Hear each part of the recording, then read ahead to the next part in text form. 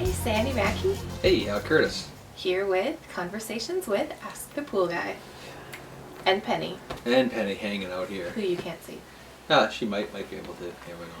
So we just spent 2 days immersed in marketing, talking about doing video, creating our certain way, which you guys probably know if you caught our last episode. So after an experience like that, I just always have so many thoughts and ideas kind of bumping around in my head because it's really an immersion in a couple days of marketing. And one of the reasons that we do it is, of course, for the people who come to help develop their certain way. And another almost more important reason why we do it is because it focuses us each in on thinking about marketing for 48 hours straight, like during the whole process. That whole new what's next, what's happening for us, and because we're discovering as we're teaching our way, we're discovering a new part of our way. And I don't know if you noticed or not, but I wrote just doodles, scribbles, whatever, pages after pages after pages, that as you were talking, I would be scribbling something down, and it was just sort of that brain dump that let some of that out, some of the ideas out, some of the words out. Some of it I was just copying what people were saying, but it was like getting inside of me. And I think that that's really something that I know is working for us, that we're sharing our way with others in terms of helping them come along. They're going to do it their own way, but within a framework of here's a system that we have that works. And by teaching them that, it absolutely reinforces what we're doing and makes it stronger. And I know that's exactly where we are at a point where there's another leap, another big bound, a huge monumental jump that's going to happen for us here. And this is all kind of in that prep work, that getting the foundation ready for that whole next leap. And I see that's something that's going to flash like that, and our world's going to change again really quick. So what direction do you think that leap is going to go for us? You know, I don't entirely know. I can speculate on this or that and national audience and all that stuff that has happened with Ask the Pool Guy and all of that. But I think it has more to do with, in terms of projects, in terms of scope, in terms of style of what we do, I think we're going to pull some attention from people we never would have imagined are, number one, quirky and interesting and willing to do something like ours. You know, we have this issue that we talk about at length around our people, that we tend to avoid customers that are very ego-driven, that tend to be, I'm really rich and I'm really, we don't want to know that. But I think what's going to happen, and here's the prediction for me, is, at least in this part, we have the whole franchise and there's all of that. That's secondary to where I've been going, where I've been thinking. But I think what's going to happen is our audience, specifically that want us to work for them, is going to take another leap in terms of not necessarily finances, but in terms of public awareness, fame, all that same stuff that we don't want to work. And I would never in my wildest imagination think I want to work with just every celebrity in the world. Not at all. But I think what we're going to be surprised is we're going to find some very high profile celebrities. Well, we're not going to find them, they're going to find us. Very high profile celebrities that really want the absolute unique, the absolute extreme, the absolute go and be eccentric and be fun and do what you want. Because we know an awful lot of them follow the same path as everyone else. And they go, we got to have a basic, most of them are basic, ugly, boring pools, and that's their thing. But we're going to find a couple of those high profile celebrities, and they may be around here and they may not be, but they're going to say, again, the budget question is, it doesn't matter. It doesn't matter how much it costs, doesn't matter how long it takes, I want you to create. That's going to be the quantum leap, because that's going to take us that next step beyond worrying about any of that stuff. And it'll just allow, I know for me, what it'll allow me to do is to just go out and do my thing. Find cool stuff, use cool stuff, never have to question how much stuff costs or what they're going to want or not want or what they're going to like. They're doing this purely give me autonomy to just create for them. That will happen much sooner than I think I even anticipate. Awesome. Mm-hmm. One of the themes from the boot camp was also starting with you in the center and your why and with what makes you happy. And I think that was a major aha for a lot of people Right. who were trying to determine who their target audience would be, who would be willing to work with them, and then kind of wrap their offering into a package based on what they thought the market would be looking for, instead of really what we've done, which is define what we want to present to the world and to provide, and then have that be the message and people find us. So I know it always hasn't been the case for you. I know when you started it was reversed, and then through your life experiences and through how we've grown as a company, we've come to the core of what makes us happy and the kinds of projects that would make us happy, and we talk about that a lot more.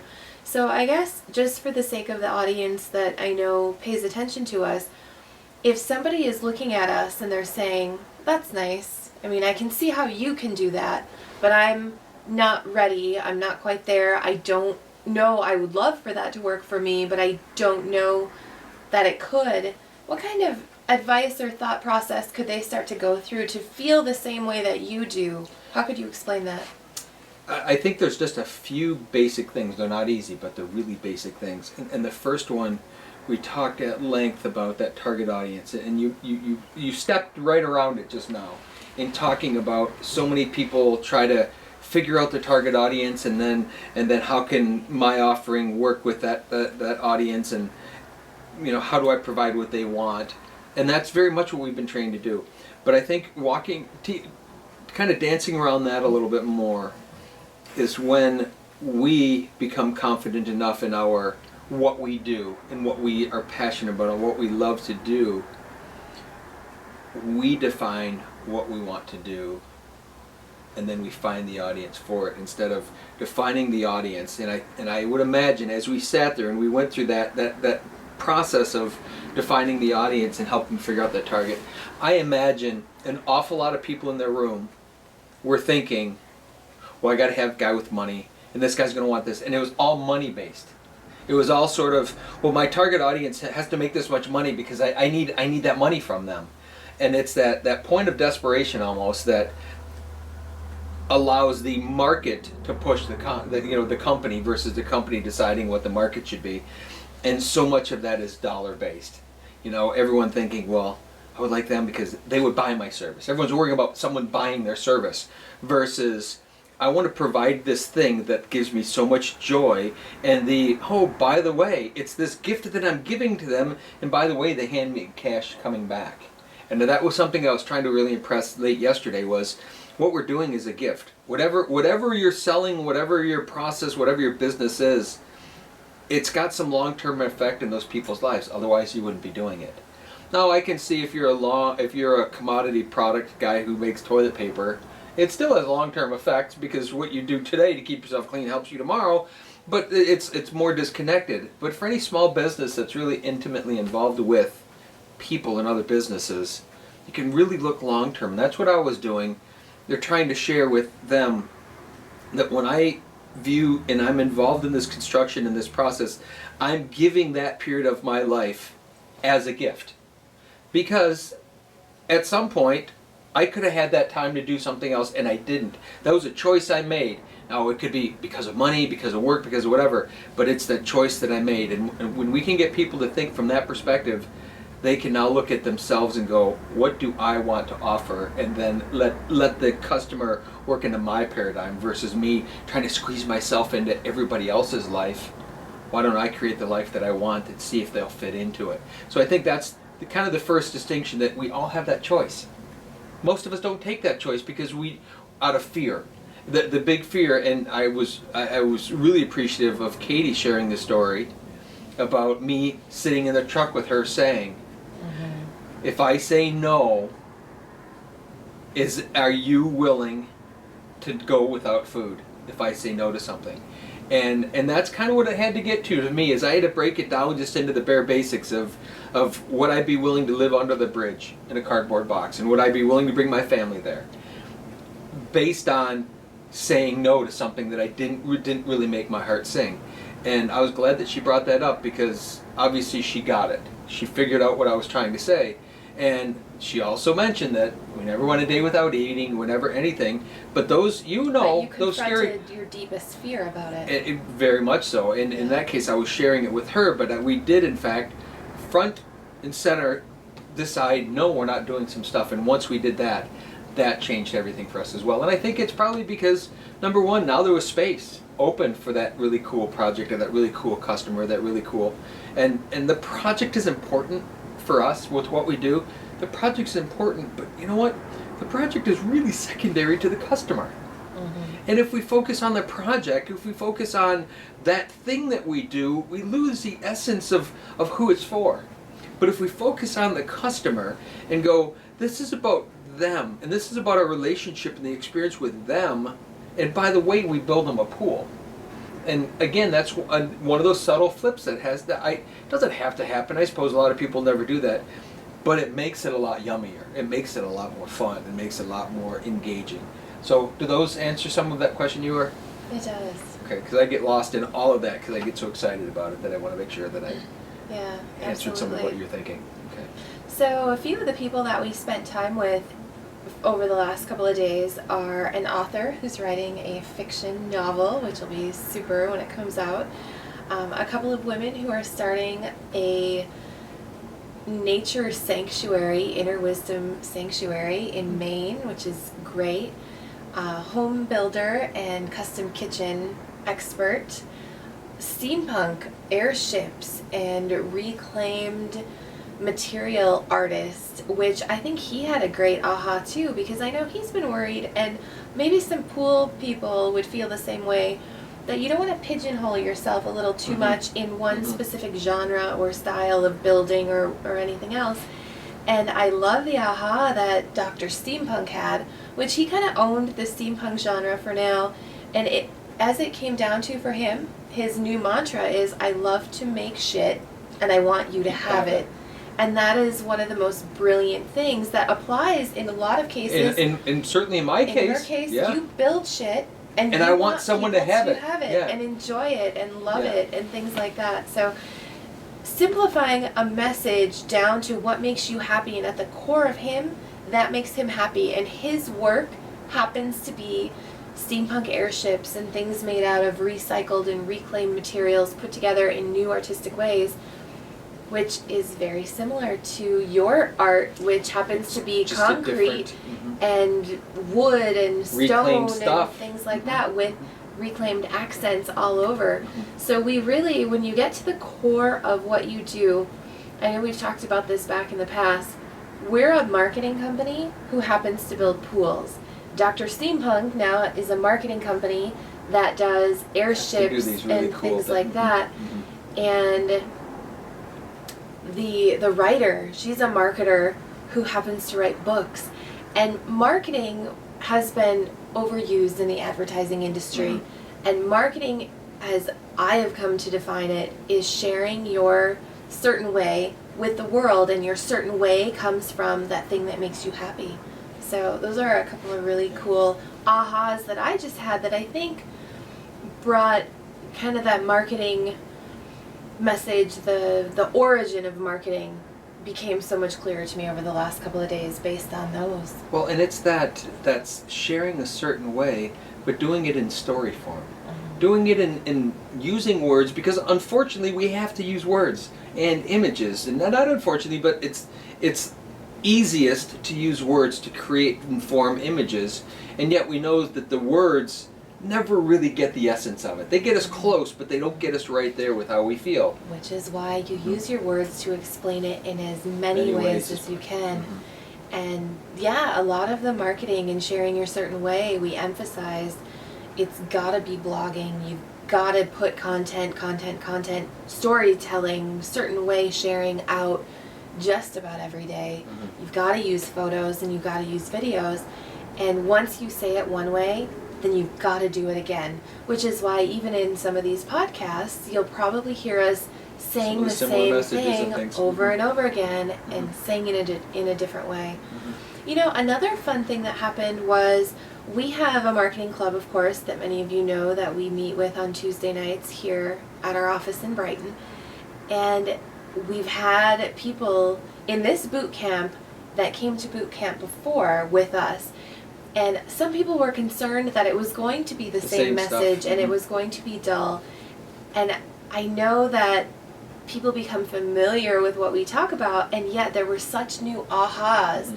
So it's not, and I think Donna in class had even said it, I knew a lot of this stuff, yet the way that you made us think about it through the way that we went through it, like, opened up whole new opportunities and new insights. Well, if you really pay attention, and I know you mentioned several of the members that were there, several of the people, there were, I don't know, another half a dozen businesses represented doing a lot of different things, and it was a really diverse crowd of what people do. But I know that ultimately your and I intent had less to do with marketing and more to do with personal growth. That if we could take each of these companies and these individual people and help them understand themselves better and really understand the why they do what they do, that the marketing part could be easy because it's just telling your story and telling it enough that it's good enough that people share it. And so witnessing all of those different businesses and people with all different personalities, because different businesses really require different personalities, and some being physical things, some being artistic things, some everyone, there was such a variety of types of customers and levels of what they sell. So we sell a very high dollar item compared to somebody who's doing some of the other things which are very low dollar incremental things, and yet the process is the same. It's really getting to understand the core and the essence of who we are. And you even think about John the entertainer, who part of him being there was there's so much more that he has to offer that he just doesn't know how to share with the world until he creates that story. And it's fun to be along in that journey with people and watch them starting to witness how well the stories work. And sometimes it is really simple activities that make the most difference. I know John had said, sometimes his wife asks him, well, what do you do at Marketing Club, or why are you going to spend 2 days with them? And John said almost flippantly, and he was joking about it, everybody had workbook binders to work in, and he said, we circled words on paper. And it was amazing, and that was his favorite part. And it was such a simple exercise, yet it really, when you're starting kind of with that inner message that you want to get out, it's a fun discovery of what can happen. And sometimes it's hard to explain to people just how fun that marketing discovery can be, and yet it's so cool. Well, when we had them do that and boil down all these really cool, yummy words down to just those essence of what they wanted to be, Pauline was the one that made the notice the point that when we all shared our words, the word magical showed up more often than not as one of those final 3 words out of how many words were there? A couple hundred, or a couple hundred really good juicy words that you could use to describe yourself. And they all boil down to, we all were a little different, but a common thread through that was magical. And when you think about that, you realize when we do have our business and do our business and we're doing something, we love that part of it. We want it to be magical because it feels good to just feel good. We all can go back to that magical time as a child when something felt like magic and it just felt so good. And that's kind of what we're all seeking in life. And we wrap it around money and cars and houses and vacation and all these little things really kind of get back to that point of just wanting to be a starry, wide-eyed, magical kid looking at the world in such awe. And what if we could just every morning wake up and look at the world with that kind of awe? We wouldn't have any of the problems that we have as a society. We wouldn't have any issues in our lives because we could be that open and that magical. And so that word exercise was a really cool way of transferring people down to getting them to that essence of what it is. And those the final words are so simple. They weren't, I want to be powerful. They weren't, I want to be well known. There was none of those ego words. It was all like this, I want to just feel great. I want it to be yummy. I want it to be, all that stuff. I want to be inspiring. I want to be inspiring. I want to, and all of feel those magical, words. create that for people. Yeah. In a wide variety of different businesses that all boil down to just these few words. And if we could focus everybody that way and say, look, that's really all you're after. You know, we all have crap that happens. And, you know, I shared more of my story than I probably ever have. And, you know, I get the same crap as everybody else, and I've been through all kinds of stuff, and I'm choosing to allow that to impact my life and be a part of moving into my future, or I'm just letting it be what it was as the experience that it was. But so many of us take that experience and we like put it way up in our future and we store it there so that we can live into it. Like, remember, I can't do that again. And instead you go, just something that happened, set it aside and stand up and go again and keep going. And so it is kind of fun to witness people having that transformation and hopefully knowing that the impact was strong on me, and I know that I come away with so much as a result of doing that, and doing it is for that, is to create that longing in me to be something better and to do more, but then also be able to witness other people doing it. And I think that's a pretty spectacular feeling. Yeah.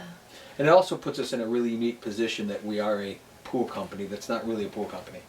We're a marketing company that shares our marketing ideas, and by the way, we happen to build really kick-ass fun swimming pools. Yeah. Swimming pools. Yep.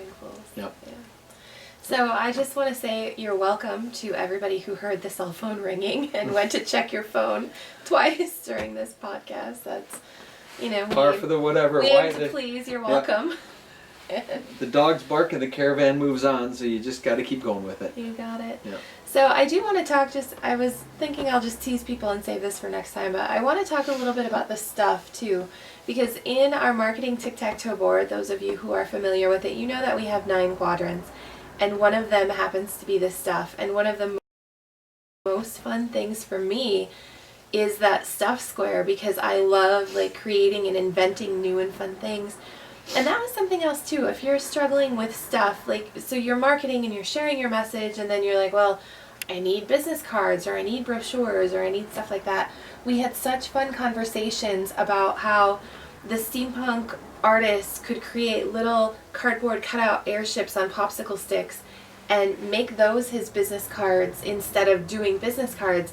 So people could have those and they could like put them up against the sky and they could take photos with their cell phones about that. Or when they're traveling or wherever. And things like that, which is amazing. Plus he could engage with people then on his page by having them, you know, where in the world is the Dr. Steampunk airship? That's so cool. And then Inner Wisdom Sanctuary is like a nature paradise where people can go and explore and unwind and unplug from the world and things like that. And I said, yeah, don't go print business cards. You know, go out in the woods and get a cedar branch and get some parchment paper and tuck it in between there and tie it with twine and just have your website or have your phone number on there so people can come and book time with you, or even rocks, which are plentiful. You know, get rocks and either carve the word breathe or inspire in it, and then just put your website or put your phone number. You can use a Sharpie marker for that. Just make your stuff just resonate with that message of magic and excitement and three cool dimension things. And sensation and feeling and emotion. And that's what the weight of a rock is, something you feel, or the smell of the cedar bough as you open up the parchment, or any of those. You're engaging people in a whole nother way. Or the kitchen artist, he could do, you know, tape measures, but that's kind of construction normal. Or he could do wooden spoons, or he could do measuring cups. Something, you know, you get business cards and then you file them away, but you get a piece of art that is the energy signature business card of somebody, and it goes on a shelf and you look at it all the time. I think what happens with business cards though, and think about kind of our past of networking and going to functions and events, it's this volume business. You want to get a lot of cards out there, and so you buy them in packs of 500. How long should 500 cards last? I would imagine a lifetime. But no, that's something that you're trained to give to everybody and give to everybody, which means nothing. And yet you buy 500 of them because that's how they're sold. And then guess what? You save money if you buy 1,000. You get a discount, so now you have 1,000 of these things that no one really wants. What if you took that same amount of energy and you put it into just a few cool little things? And sure, the marketing cost more because incrementally per one of these things, but you You would never go and carve 500 rocks, No. but you would carve 10 or Yeah. 20. Yeah. And that would send you down a whole nother road, which by the time you did 20 and you handed 20 of them out, then you'd either know how well they're received or not, and you would do something else or then do more, versus let's go pre-make 1,000 cards because it's, or, you know, 1,000 rocks because it's cheaper than 500. But it's that mentality, it's that push, push, push, more, more, more, get as much as you can, grab it, get it, you know, it's the American way to be greedy and get, and you know, it's just not true. And that's a part that I can't even express enough when we're in these groups, of how what's happened with our marketing is it allowed us to spend money on people. Yeah. Stuff that matters, stuff that means something, not something that just gets thrown away. And sure, you can buy 1,000 cards and might as well just throw them all away, or you could do something a little special for someone that just means more and it's impactful. And I like living life that way, not based on is it a 3-cent decision or a 20-cent decision, but versus how impactful can this thing be. Yeah. So that's a good note to end on. It's a good note. Yeah. So until next time, thanks for joining us. We appreciate you, and you're awesome. Amen to that. We're very grateful.